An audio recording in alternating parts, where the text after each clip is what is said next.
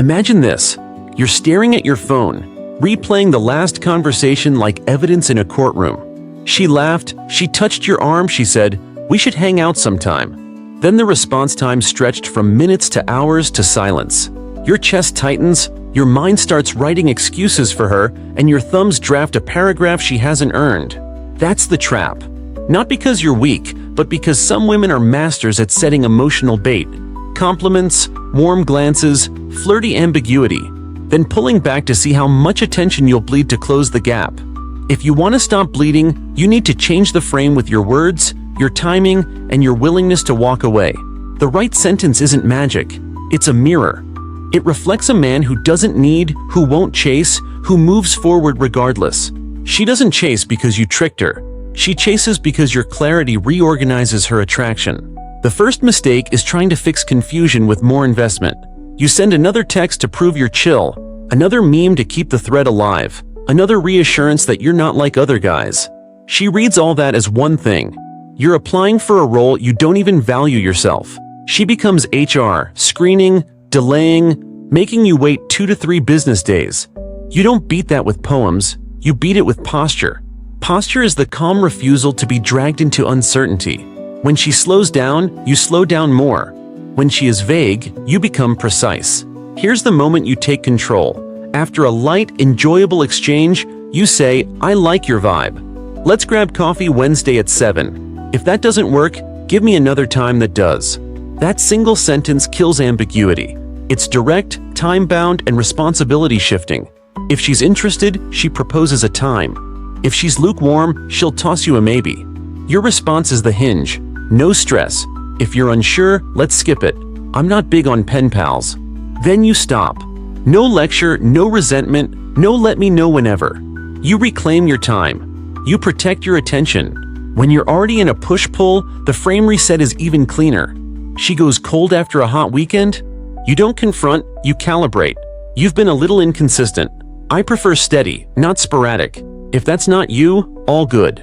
You say it warmly, not as a threat, but as a boundary. Boundaries are attractive not because they punish, but because they clarify the price of admission to your life. A woman who respects herself recognizes a man who respects his time. She might test it, most do. She may withdraw again to see if you panic. You won't.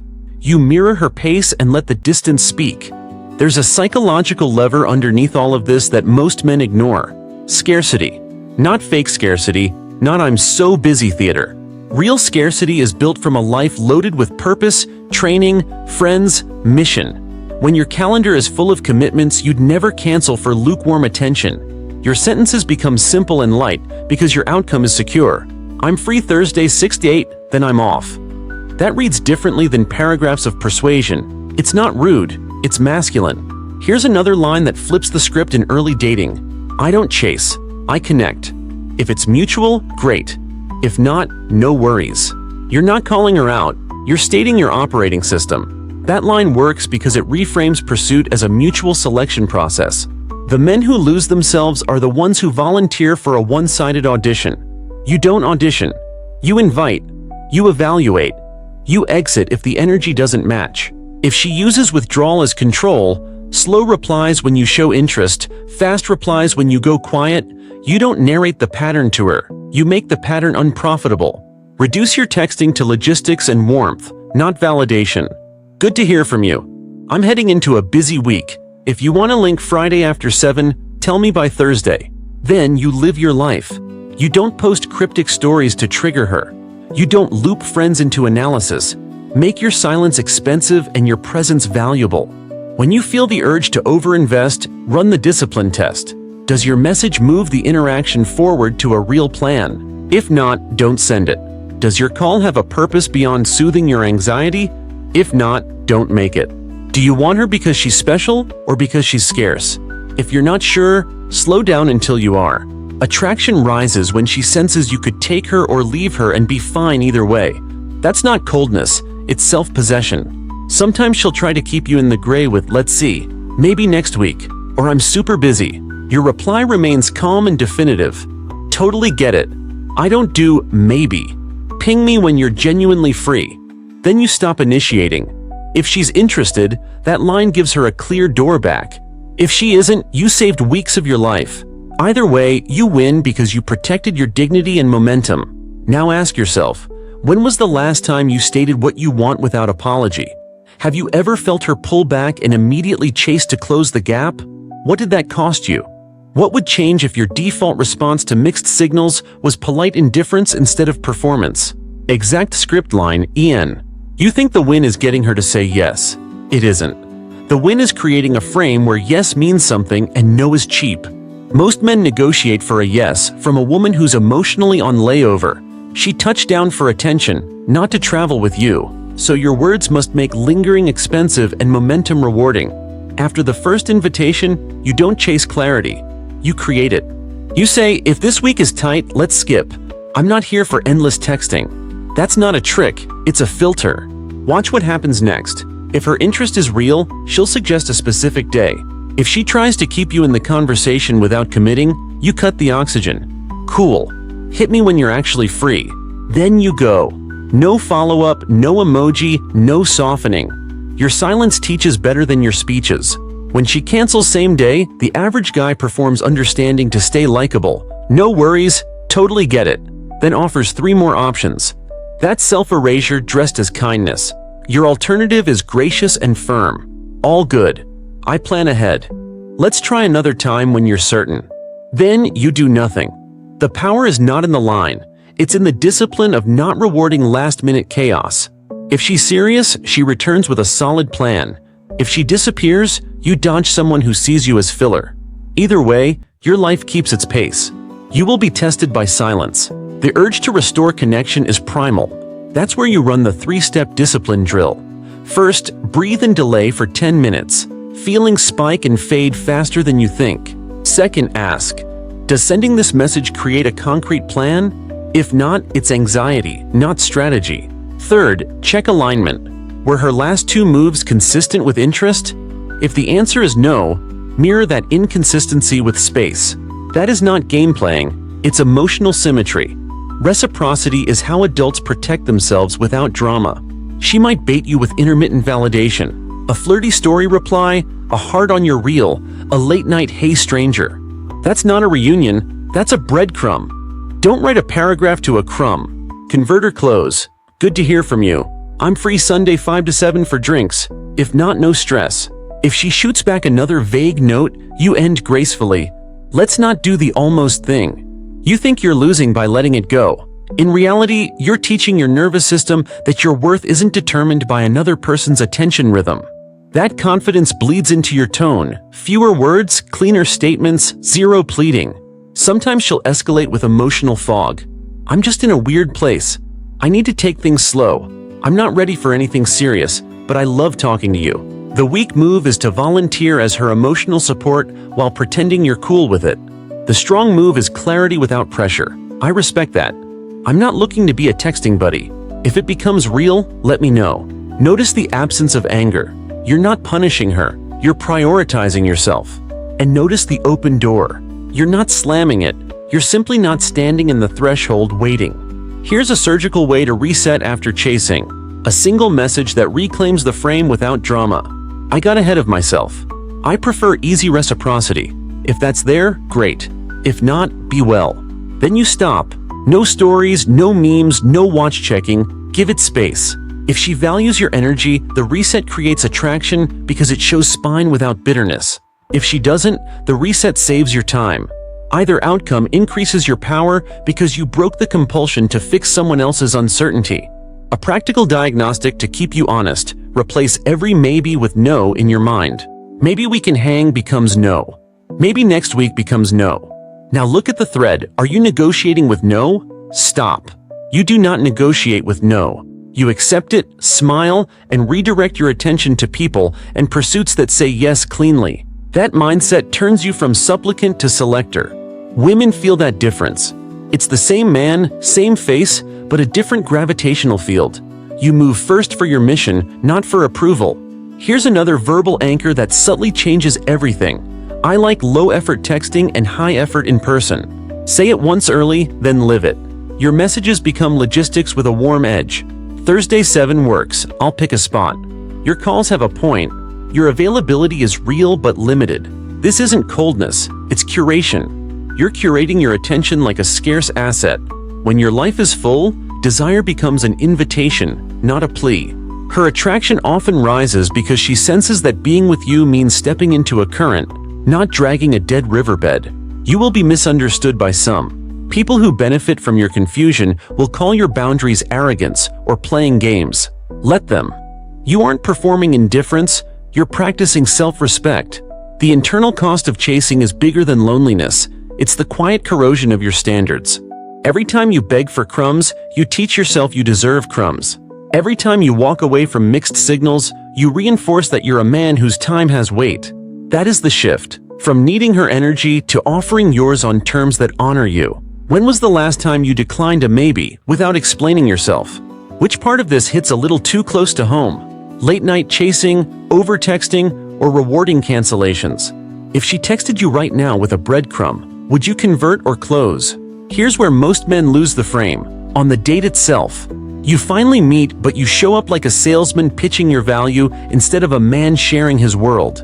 You over-explain your past, your plans, your intentions, because a part of you is still applying. Flip it. You open with presence, not performance. You let silence breathe. You tease lightly and observe how she handles tension. When she asks, "So what are you looking for?" you don't deliver a speech calibrated to win points. You hold your center. Genuine connection with a woman who's consistent. Chemistry matters, but so does character.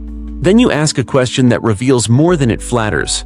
What does a great week look like for you without someone else providing entertainment? You're not negging, you're qualifying. You're checking for self-responsibility.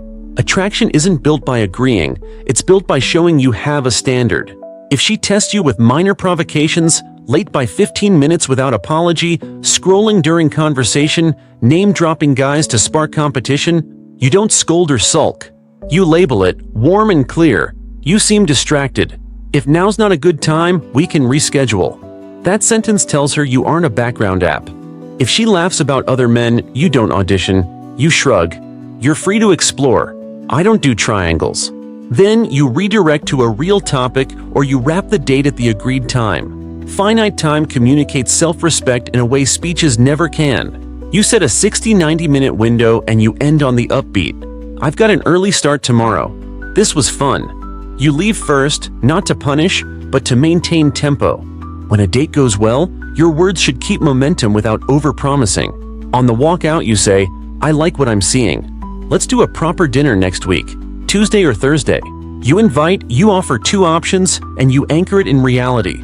If she replies, let's see, you don't fill the gap with pressure. You smile. I don't do tentative. If it's a yes, text me a day that works. Then you go radio silent and live your life. If she's used to men pushing through her ambiguity, your calm certainty is disorienting in the best way. She chases not because you manipulated her, but because you left space for her desire to act.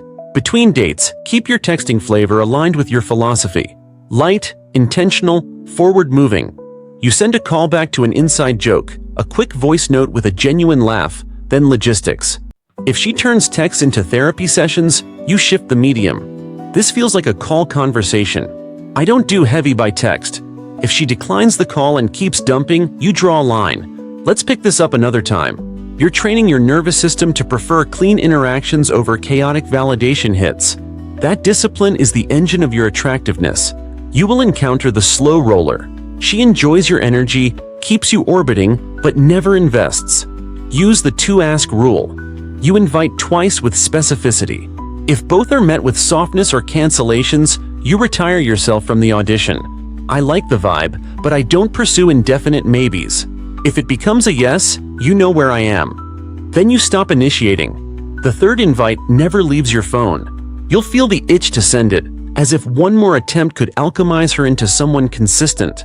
Treat that itch like a craving. Discipline is refusing to feed it. Here's a phrase that quietly repositions the dynamic when she accelerates and brakes. I prefer momentum over intensity. Intensity is fireworks on Friday and silence on Monday. Momentum is small, honest steps that add up.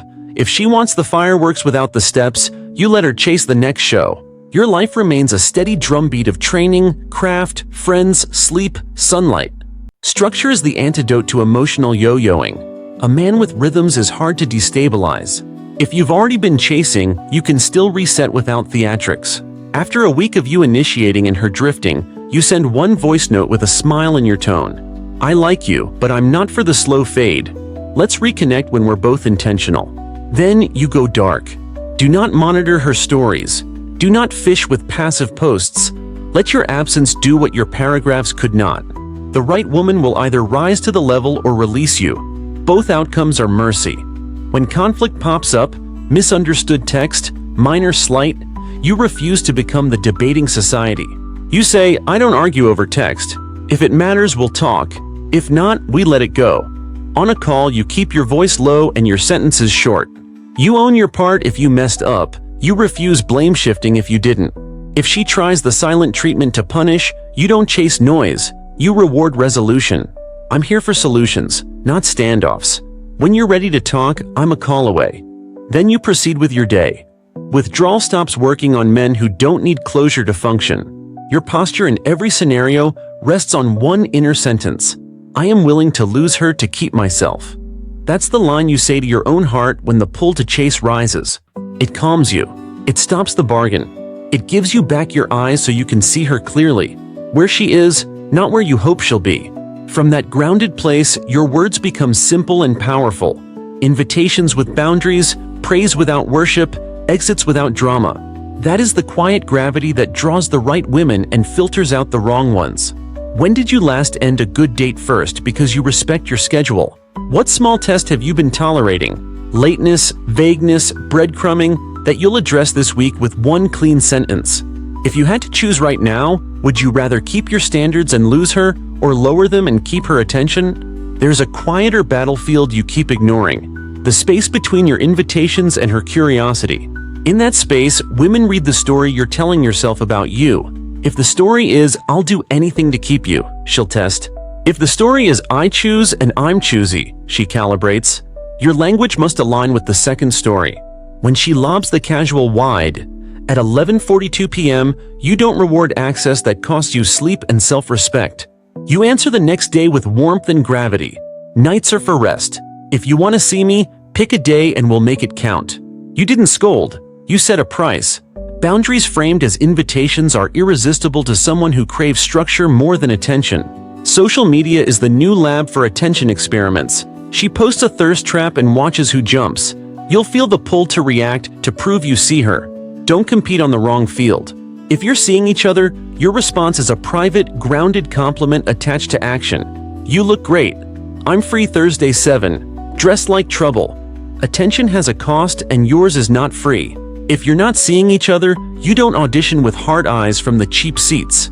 Women don't chase men who give them what they want without asking for what they need. When she brings jealousy into the room, mentioning a guy who won't stop texting or lingering on stories of past flings, you don't fight ghosts. You remove the incentive. The line is simple. I don't do competitions. If you're decided, enjoy it. If you're undecided, you know where to find me. Then you shift the topic or you end the night on time. You'll feel the old urge to stake a claim. Resist it. Territorial panic kills attraction faster than silence. Calm certainty creates the only tension that matters. The tension of her wondering if she qualifies for your life. You'll also meet the strategist. The woman who studies you, learns your patterns, mirrors your phrases. Don't fear it. Authenticity filters mimicry. When she parrots your boundaries but her actions leak chaos, you match behavior, not words. Reduced availability, clear asks, no lectures. I'm big on follow-through. If plans change, I need a day's notice. The first time she violates it, you say, no worries, let's skip this week. The second time, you close the loop. I'm not the right fit for your pace. Detachment isn't punishment. It's the natural end of misalignment. And paradoxically, the door you close with grace is the one that swings open later with respect. If she returns improved, you'll see it in deeds, not declarations. Exes will reappear with nostalgia when your energy stabilizes. Their radar picks up your peace. Don't let the memory of chemistry override the history of inconsistency. If she reaches out, you don't time travel to the old dynamic. You set a new frame. If we reconnect, it's with clean behavior and a fresh pace. Otherwise, I wish you well. You just wrote the contract. If she balks, you don't argue with the past. You honor what you've become. This is the masculine path. You don't need revenge or access. You need integrity with your future. Here's a move that feels small but reorders everything. You normalize ending conversations first. In person, you stand and say, "I'm heading out. This was good." On text, you close threads instead of letting them bleed. Jumping into work. Talk later. On calls, you exit when the connection peaks, not when it dies. Ending first signals you're not a passenger in your own life. It trains her to value your presence because it has edges. Endless availability is the graveyard of desire. Finite access is the oxygen. When she pushes for intensity too soon, daily hours-long calls, instant nicknames, future talk by week 2, you slow the tempo without shaming the sentiment. I like this. Let's let it breathe. I move better with steady steps. You're not rejecting closeness. You're insisting on clarity. Love bombing craves control, not connection. Momentum protects you from getting high on projection. The right woman will match your stride, not demand a sprint. You need one more sentence engraved in your bones for moments of confusion. I don't chase clarity, I create it and I keep it. Creating clarity means you decide what kind of experience you offer and you communicate it early. I date with intention. I'm playful, I'm busy, and I don't manage uncertainty. Keeping clarity means you enforce what you declared. When the vibe gets murky, you reduce words and increase standards. When disrespect appears, you correct it once and act. Your yes is a yes, your no is a no. There's no third option called, maybe if I try harder. The last illusion to kill is that restraint equals boredom. Restraint, when paired with warmth and decisiveness, is magnetic. You flirt with eye contact, not essays. You ask precise questions and listen to the answers. You plan dates that reflect your taste, not her wish list. You pay attention to the woman she is when no one is watching. How she treats service staff, how she handles small disappointments, whether she keeps her word in little things, and you respond with the quiet courage to opt out when the data is bad. That's the say this that changes everything. I'm not for everyone. I am for the woman who meets me where I live. What's the one boundary you've been afraid to state because you thought it would scare her off? When was the last time you ended a text thread first to protect your focus, and how did she respond? If an ex knocked today, could you lay out a new frame without slipping into the old story? Here's the truth you keep dodging. Women don't chase words. They chase a man whose life already has a current. Your sentences only matter if they sit on top of rhythm, boundaries, and self-respect. That's why the same line sounds needy from one guy and magnetic from another. So you build the current first. Training at set hours, purposeful work windows, actual sleep, weekends with friends who don't revolve around your dating life. Then your language lands like revelation instead of a request. When she starts the "let's see" dance again, you simply say, "I like momentum. If you're in, choose a time. If not, I'm moving." That line works because you're already moving. Let's dismantle 3 manipulations and give you the exact counters. Future faking. She paints a movie trailer. We should travel. You'd love my friends. We're such a vibe. But never buys tickets. Your counter is polite and pinning. Cool. Let's start small. Thursday drinks. If we can't do that, the future talk is noise. Breadcrumbing. She drips you pings to keep you orbiting. Your counter is convert or close. Fun energy. I do better when we put something on the calendar. No calendar, no continued access. Withholding is control. She gets cold when you lean in, warm when you pull away. Your counter is steady detachment. I like affection and consistency together. If it's one without the other, I pass. You didn't punish, you priced admission. If she weaponizes silence, you don't become a noise machine. 2 clean moves exist. First, you make silence expensive. No viewing her stories, no liking, no checks. Your absence must be real. Second, if a conversation genuinely needs closure, you refuse the slow bleed with this: "I don't do stalemates. We can solve this in one call, or we can let it go. You choose." If she chooses the stalemate, that's your clarity delivered. You don't build a bridge to someone building a wall.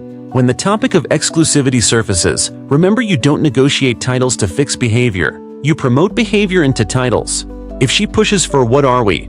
while still running nightlife roulette, you answer, "I do exclusivity when our behavior is exclusive. If that's where we're heading, we'll know. If not, no hard feelings." You're not dangling commitment, you're defining it. If she's truly aligned, that sentence focuses both of you. If she's collecting attention, it exposes her inventory. Sexual pace is another testing ground. If she tries to surge intimacy fast and then uses that to tighten the leash, you don't moralize or cling. You say, "I like chemistry matched with respect. We'll go as fast as our character can handle." That frame neutralizes manipulation because it ties desire to discipline. You escalate when reciprocity and reliability are present, not when intensity is offered as bait. You'll get status tests. The cool girl who brags about options, the social butterfly who counts followers, the "everyone wants me" script said with a smile. You neither compete nor grovel. You ground the interaction with, "Options don't impress me, habits do.